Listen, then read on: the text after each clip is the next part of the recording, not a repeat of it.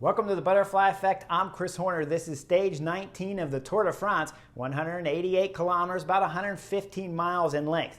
Today's stage doesn't have a whole lot of difficulty in terms of KOMs because there's only two and they're both under 2 kilometers in length. The last one summiting was about 35 kilometers to go in today's stage. The things that the riders, the professional peloton here at the Tour de France really have to pay attention to is going to be possibility of wind, so you could get crosswind out on today's stage. The stage is always lumpy. It's always kind of more rolling than lumpy, I'd say. Just rolling, but wind could come up on today's stage. There's always the possibility, and there will be a little bit of wind out there. That's why we're going to see the peloton nervous. It's the last 20 kilometers, though, that everyone in the Tour de France really has to pay attention to.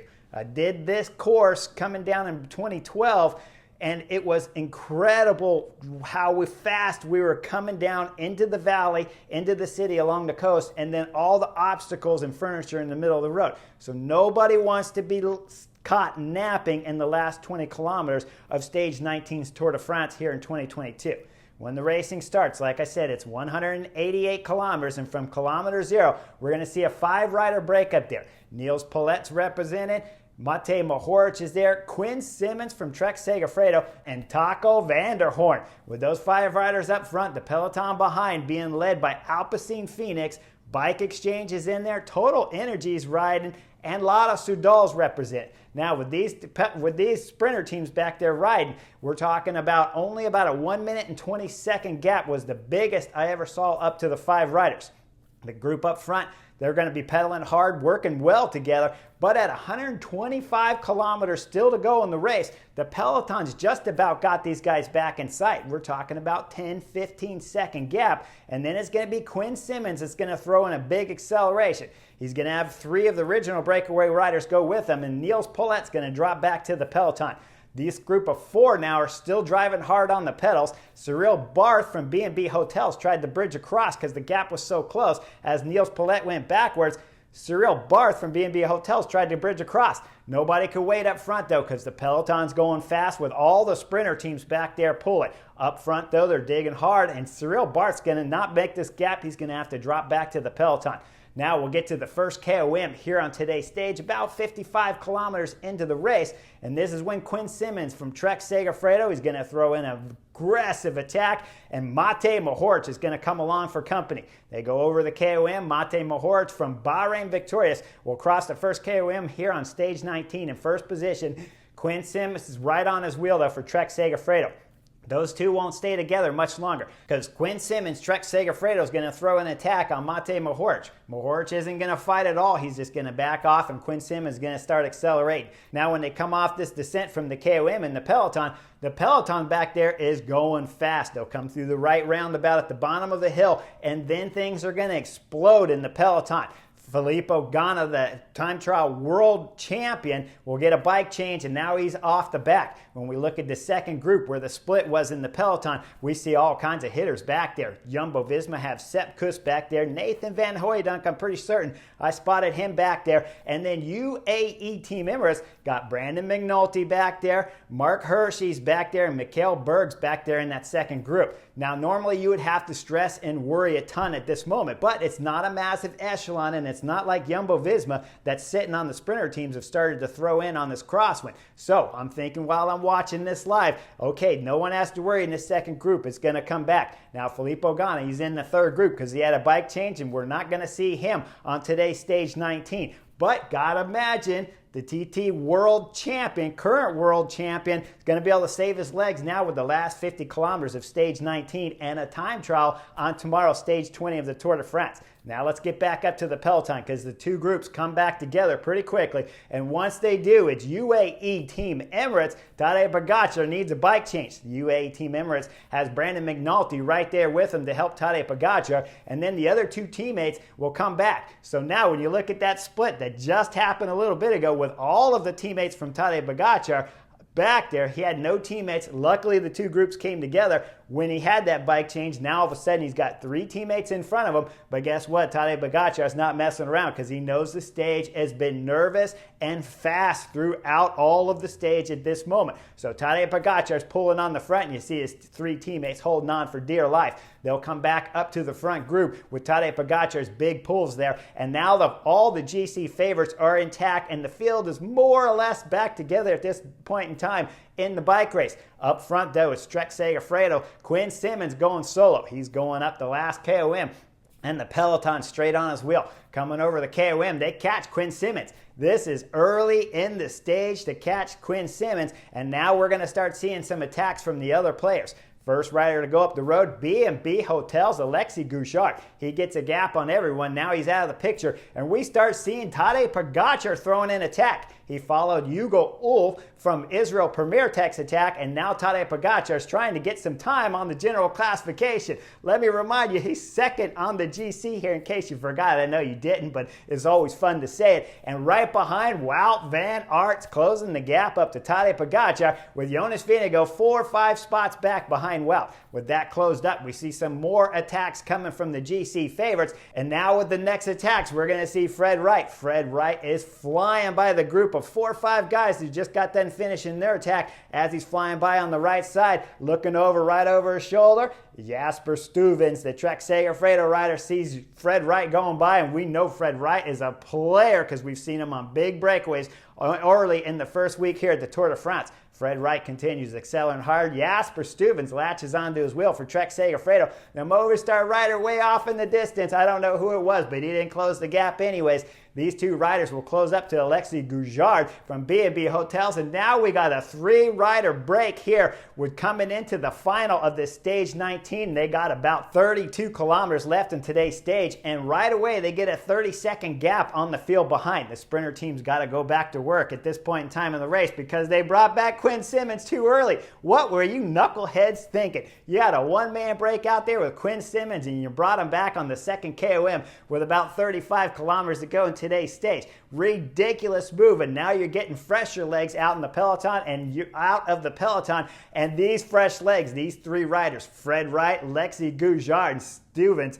these 3 guys got power and they are delivering on the pedals. 3 riders working well together. Behind, we're going to start getting into about 20 kilometers to go. This is, if you remember right at the beginning of this video, I told you guys that everybody start better paying attention. When we look at the sprinter teams up front, just behind, who's there? It's Wout van Aert, the big green giant bad boy here at the Tour de France. He's got Jonas Vingegaard locked on his wheel in yellow. So you got green helping out yellow right at the front of the peloton just behind the sprinters. Now with about 18 kilometers to go, we're going to see Christophe Laporte as he's locked on just behind Jonas Vingegaard. He first adjusts the right side of his shoes, tightens up the straps. We all know what that means, right? It means it's playtime here at the bike race, and it's getting near the finish, so everybody wants their shoes tight.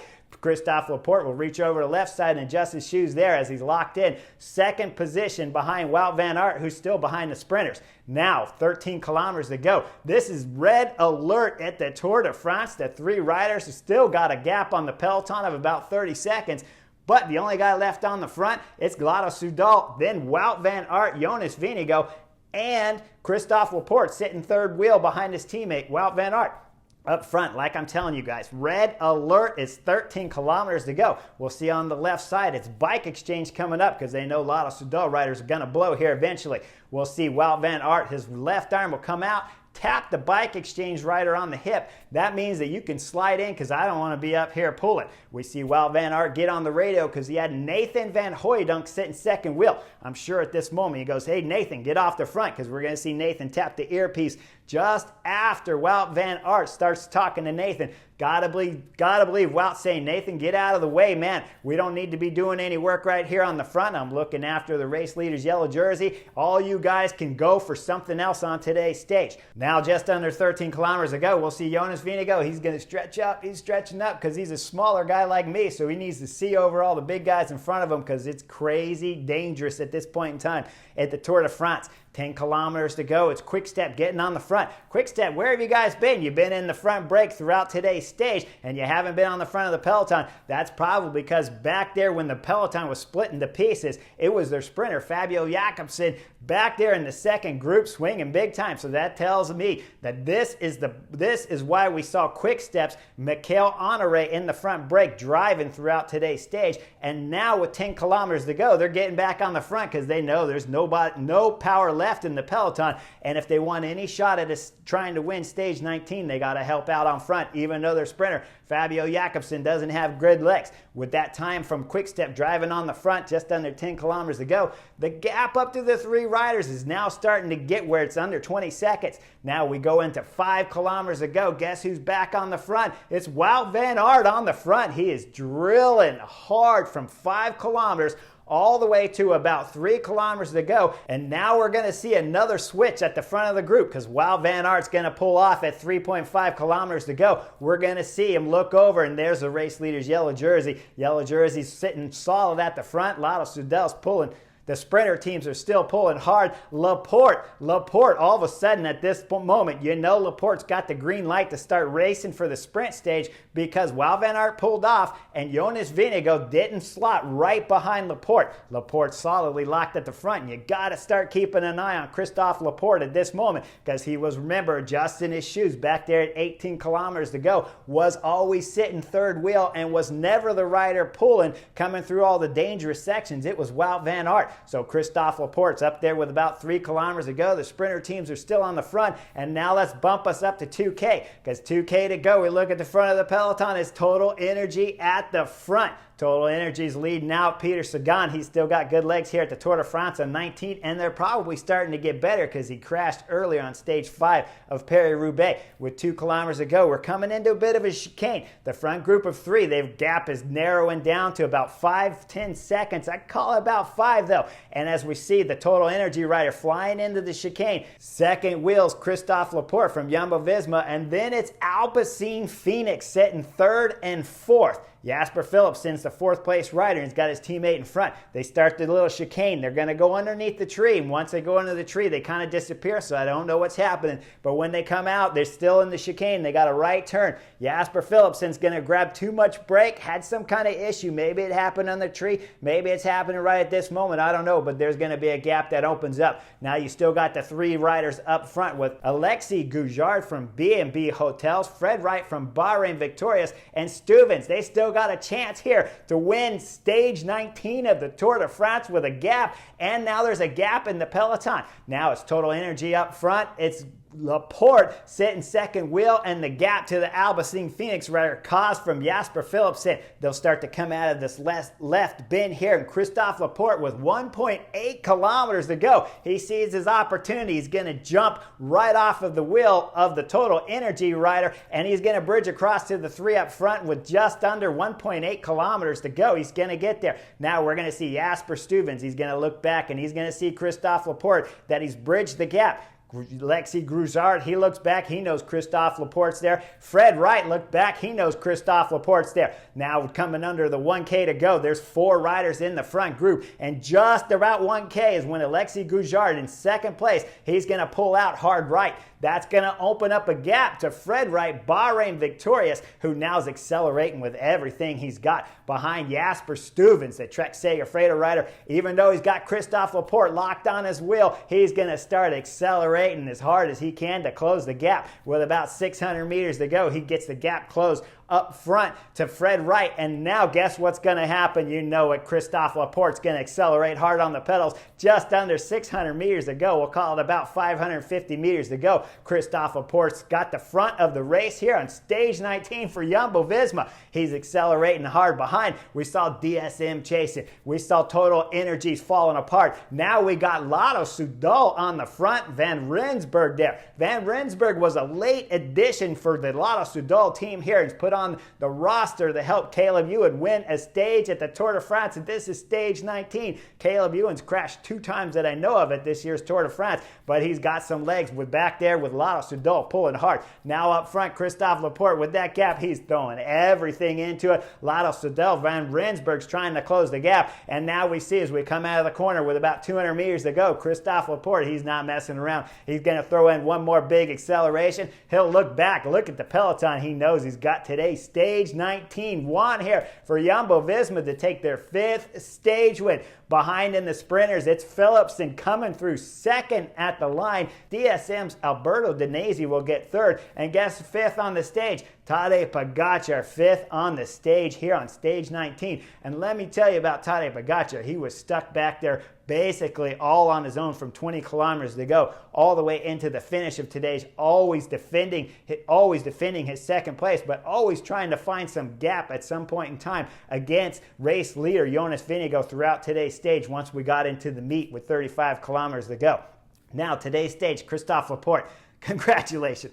Man, that was absolutely spectacular. When you look at today's stage and how I break it down, when you see how well Jumbo-Visma were, you know it had to be the plan at some point in time throughout today's stage to switch it over for Laporte to go for the stage win. Otherwise, you would have never seen Wout van Aert there looking after Jonas Vingegaard in the race leader's jersey if he planned on trying to win today's stage 19. Now, the director after the stage, when they interviewed him, he said it wasn't the plan to have Christophe Laporte win today's stage, but at some point in time, you know the chemistry changed and the plan A changed throughout today's stage because Christophe Laporte was given a free card to try to win today's stage.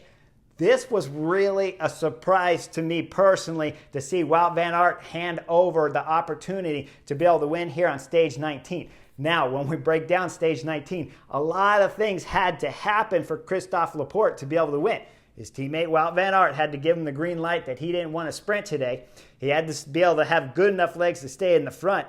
When they went into that chicane with 2 kilometers to go, Philipsen had to open up the gap for some reason. I don't know why, but he opened up the gap to his teammate and couldn't make that right. And with that gap opening up, that means Alexander Krieger, I believe it was, the teammate of Philipsen, had to drop off of that group of 2 in front, and that gave Laporte the green light to jump across to the front group of 3. Now when he gets up to the front group of 3, all 3 of them, like I pointed out, looked back and saw Christophe Laporte bridge this gap. They've been out there for 30-plus kilometers on today's stage, going 100%, holding off 4-5 sprinter teams behind in the GC group, trying to chase and bring them back to make it a field sprint. So you know they were going 100% for 30 kilometers, and then they still had to pull when Laporte got up to this group all the way into about 600, 500 meters to go on today's stage. So a lot had to happen because remember, if they don't pull, all of a sudden you're talking about Caleb Ewan's back there. Peter Sagan was back there for sure. Philipsen, who opened up this gap, he had great legs because you saw him do a big effort and beat all the sprinters back there for second. So you know the odds of Christophe Laporte winning even on a stage that had this bump up to the line is slim. But throughout this 2022 edition, Jumbo-Visma have had cards playing in their way throughout the Tour de France. Now, you have to be super strong. You have to put yourself in the right position. But if you get a little bit of luck, if you get some mistakes, if you get some people hitting the brakes, you get a big win for Christophe Laporte. This year for Christophe Laporte, everything has gone well. I mean, when you think about coming from Team Cofidis, who haven't won a stage in the Tour de France in over a decade, and you think Christophe Laporte was with Cofidis last year, now he signs here for Jumbo-Visma, and I know how amazing he's been throughout this year of racing in 2022. When you look at Paris-Nice, when he won that stage 1, took the race leader's jersey, now here at the Tour de France. Guys, I can't tell you how rare this is for a super domestique like Christophe Laporte, who's behind Primož Roglič, behind Jonas Vingegaard, behind Wout van Aert in terms of the pecking order, and then you throw in Sepp Kuss, Steven Kruijswijk. Laporte's way down on the pecking order for Team Jumbo-Visma. He's had to do a ton of work. He tried to win stage 1 at the time trial and had issues with that and crashed, if I remember right. Stage 2, he's working for Wout van Aert. Stage 3 for Wout van Aert. Stage 4 for Wout van Aert. Stage 5 for the whole team, the GC guys and Wout van Aert, and every stage since. Now here on stage 19, he's given the green card to race for the stage, and because of all the incidents happening with all the other teams open up gaps, again, Jumbo-Visma are taking a stage win here at the Tour de France, this time in the form of Christophe Laporte, bringing their third rider for their fifth stage win here at the Tour de France. They have the King of the Mountain jersey, they have the green jersey, and they have the yellow jersey along with those stage wins. Congratulations, Jumbo-Visma. This was a fun stage to watch. The last 30 kilometers, if you guys don't have time to watch the whole race, that part was pretty boring before the last 30, but tune in to the last 30 or the last 35 kilometers of today's stage. Now like and subscribe, because tomorrow's the individual time trial, and we're coming down to the last two stages here at the Tour de France 2022. I'll see you guys on the next edition of the Butterfly Effect.